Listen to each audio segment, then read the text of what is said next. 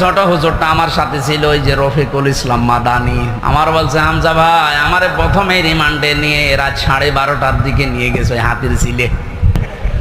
আমারে নিয়ে পুরা উলঙ্গ করে একটা সিগারেট হাতে ধরিয়ে দিল।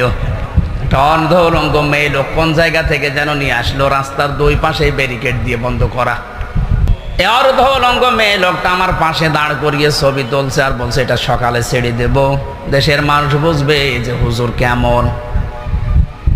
এত অসহায় লাগছিল ওই সময়। আমি তো এমনিতে ওদের সাইজে চাইতে একেবারেই ছোট।